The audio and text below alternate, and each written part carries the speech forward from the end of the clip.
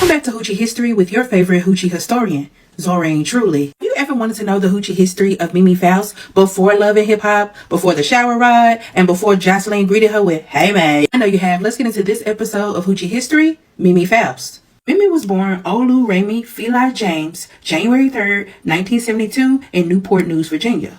At a very young age, Mimi was moved from Virginia to California as her mother decided to be a part of the Church of Scientology. And unfortunately for Mimi, because her mother was so involved with the Church of Scientology, shortly after joining at age 13, she was faced with an ultimatum: sign a contract for life or completely be abandoned.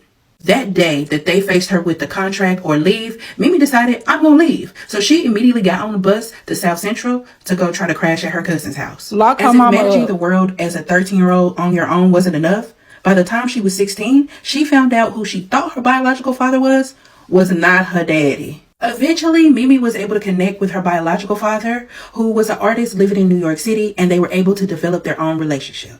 Now, while Mimi was trying to navigate life on her own, she also was becoming an it girl. In the late 1990s, Mimi stepped her foot into the music industry. In videos with the likes of Kelly Price, Pharrell, she was famously in the fronting music video with the "So tonight will be the night that I will give my heart to you."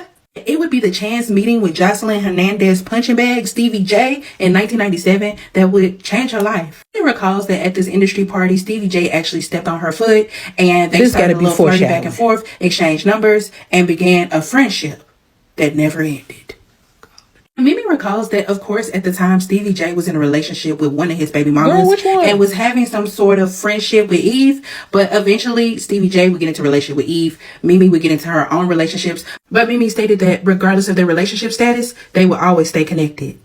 Before the Love and Hip Hop cameras would roll in 2012, Mimi was dealing with Stevie J's shit for years. Eventually, around 2001-2002, Mimi moves from California to Atlanta. She would start her own business called Keep It Clean, where it was a cleaning service as well as interior design service. Eventually, although Mimi moved back to Atlanta, her and Stevie J would reconnect, even though he was lying, cheating, and crusty. By 2009, Stevie and Mimi had created a whole life together. Fast forward to 2012, Mimi is the star of Love and Hip Hop, and Stevie J has intertwined her into a throuple that she didn't even know she was a part of. Eventually, this storyline would propel Love and Hip Hop to unbelievable heights. It would be the love triangle between Stevie J, professional boxer Jocelyn Hernandez, and Mimi that would change the blueprint of what reality TV was. And this has been the Hoochie History of Mimi.